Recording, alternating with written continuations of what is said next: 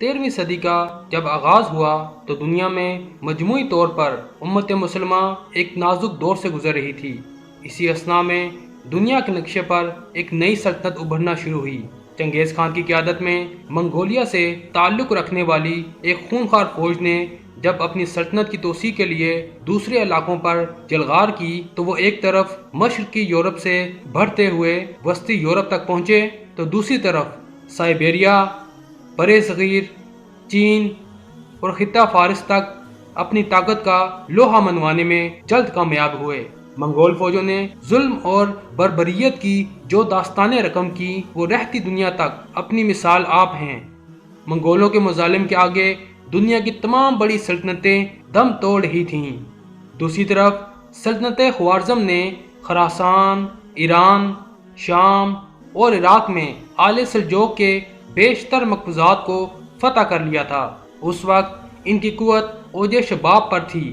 چنگیز خانی طوفان نے اپنی تمام ہولناکیوں کے ساتھ سلطنت خوارزم کا رخ کیا اور اس کو پاش پاش کر ڈالا۔ اس سلطنت کی تباہی کے بعد وہاں پر موجود ترک قبیلے کسی محفوظ جگہ کی تلاش میں ہجرت کرنے لگے۔ ان میں زیادہ تر قبیلے چرواہے اور خانہ بدوش تھے۔ جہاں سرسبز علاقہ اور پانی نظر آیا وہیں خیمہ گاڑ کر ڈیرا ڈال لیا۔ ان ترک قبیلوں میں سے بعض ایران اور شام پہنچے جبکہ کچھ نے مصر کی جانب ہجرت کی۔ ان ترک قبیلوں میں سے ایک قبیلے کا نام کائی قبیلہ تھا۔ کائی قبیلہ باقی قبیلوں سے کچھ بڑا اور طاقتور تھا۔ یہ نہایت جنگجو قبیلہ تھا۔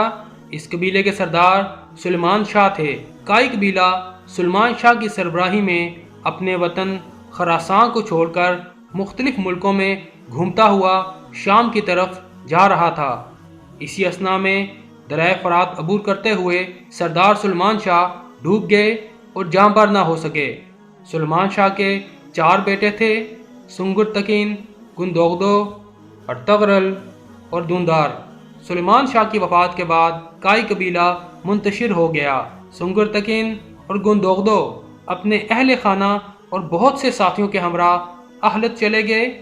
جو لوگ بچ گئے انہوں نے ارطغرل غازی کو اپنی شجاعت اور بہادری کی وجہ سے کائی قبیلے کا سردار چن لیا۔ ارطغرل غازی نہایت بہادر، نڈر اور جنگجو شخصیت کے حامل تھے۔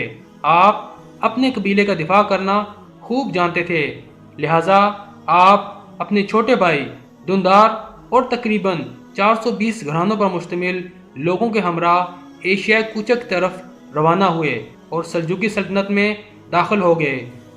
سلجوقی سلطنت کے اس وقت کے حکمران سلطان علاؤ الدین کیقوباد اول تھے، جو اپنے عدل و انصاف کی وجہ سے بہت شہرت رکھتے تھے۔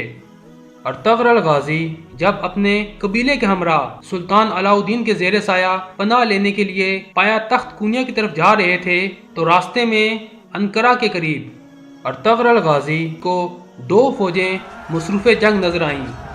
ارطغرل غازی کسی فریق سے واقف نہ تھے، لیکن یہ دیکھ کر کہ ان میں سے ایک تعداد کے لحاظ سے کمزور اور دوسرا قوی ہے، اپنے سواروں کے مختصر دستہ کے ساتھ جن کی مجموعی تعداد صرف 444 تھی، کمزور فریق کی حمایت کے لیے بڑھے اور اپنے ان تھوڑے سپاہیوں کے ساتھ مخالف فوج پر اچانک اور بہت تیز حملہ کر دیا۔ مخالف فوج ڈر گئی اور سمجھی کہ ان کو کہیں سے مدد مل گئی ہے اور یہ فوج جیتے جیتے ہار مان گئی۔ بعد میں معلوم ہوا کہ ارطغرل غازی نے جس فوج کا ساتھ دیا یہ سلجوقی سلطان علاؤ الدین کی فوج تھی۔ مخالف فوج کے بارے میں اختلاف پایا جاتا ہے، بعض کے نزدیک وہ بازنطینی حصائی فوج تھی اور اکثر کے مطابق وہ تاتاری تھے۔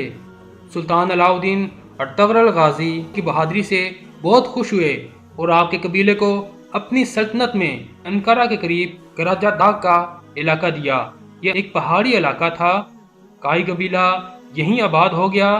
یہ کہا جاتا ہے کہ سلطان علاؤ الدین نے یہ علاقہ اس لیے کائی قبیلہ کو دیا تھا تاکہ بازنطینوں کی طرف سے کسی بھی حملہ سے بچا جا سکے اور سلجوقی سلطنت کی سرحد اس طرف سے محفوظ ہو جائے۔ سلطان نے ان کو اجازت دی کہ سرحد کے ساتھ ساتھ علاقوں کو فتح کریں اور ان کو سلطنت میں شامل کریں۔ یہ علاقہ بازنطینی حصائی سلطنت کے بالکل ساتھ جڑا ہوا تھا۔ अर्तगरल गाजी ने कुछ ही अरसा में अपनी शुजाअत और बहादुरी का सिक्का बिठा दिया। कुछ अरसा बाद अर्तगरल गाजी को सुल्तान की तरफ से सोगोत शहर भी दे दिया गया।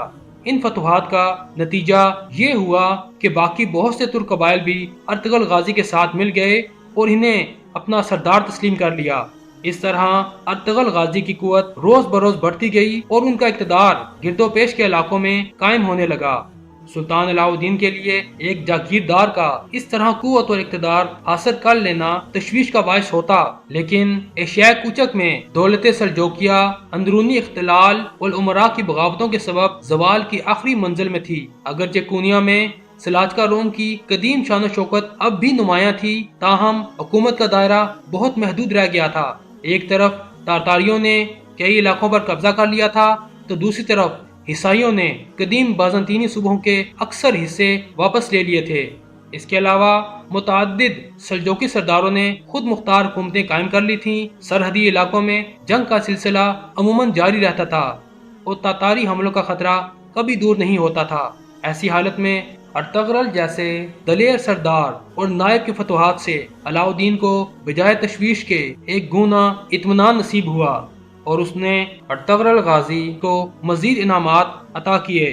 चुनाचे जब जनीशहर और भरोसा के दरमियान एक जंग में अर्तगरल गाजी ने सुल्तान अलाउद्दीन के नायब की हैसियत से तातारियों और बाज़ंतीनियों की एक मुत्तहिदा फौज को शिकस्त दी, तो सुल्तान ने इसका सिला में इसके शहर को भी अर्तगरल गाजी की जागीर में दे दिया और पूरी जागीर का नाम सुल्तानूनी रखा। नीज अर्तगरल गाजी को अपने हरावल दस्ते का सपा सलार मुकर्रर किया। इस वसी इलाके में बकसरत चरागाहों और ज़रखेज़ ज़मीनों के अलावा मुतअद्दिद किले भी थे, लेकिन सुल्तानूनी के अक्सर हिस्सों पर खुद सर अमीरों का कब्जा था और इस जागीर पर अपना तसल्लुत कायम करने के लिए अर्तगरल गाजी और उनके बाद उनके बेटे उस्मान गाजी को मुद्दतों जंग करनी पड़ी। 1281 और बाज़ के नज़दीक 1288 में अर्तगरल गाजी ने 90 साल की उम्र में इंतकाल किया। अर्तगरल गाजी की जोजा हलीमा खातून सल्जोकी शहजादे गयासुद्दीन मसूद सानी की बेटी थीं। हलीमा खातून के बतन से अर्तगरल गाजी के 3 बेटे गिंदूस, साबजे और उस्मान पैदा हुए। अर्तगरल गाजी की वफात के बाद आपके जानशीं आपके सबसे छोटे बेटे उस्मान गाजी थे। उस्मान गाजी भी अपने वालिद की तरह पक्के मुसलमान, बहादुर और हौसलामंद थे। उन्होंने भी फतुहात का सिलसिला जारी रखा। 1299 में सल्जोकी सल्तनत बिल्कुल खत्म हो गई। उस्मान गाजी ने अपनी तमाम मफतूह इलाकों में अपनी खुद मुख्तार हुकूमत का ऐलान कर दिया। यूं सल्जोकी सल्तनत से अलहदा उस्मानी सल्तनत कायम हुई और दुनिया के नक्शे पर उस्मानी सल्तनत का सूरज तलू हुआ, जो तकरीबन 625 साल तक चमकता रहा और जिसकी वसअत 3 बर-ए-आज़मों में 2 करोड़ किलोमीटर तक पहुंची। इस अजीम सल्तनत के हर एक सुल्तान की लाजवाल दास्तान तारीखी हक़ाइक़ के साथ अगर आप जानना चाहते हैं तो हमारे चैनल इस्लामी इक़दार में मौजूद मालूमाती वीडियो से मुस्तफ़ीद हो सकते हैं। अर्तगरल गाजी को सोगोत में दफन किया गया। आपके बेटे उस्मान गाजी ने वहाँ एक मस्जिद भी तमीर करवाई। अर्तगरल गाजी का मौजूदा मकबरा सुल्तान अब्दुल हमीद सानी के दौर में दोबारा तमीर किया गया।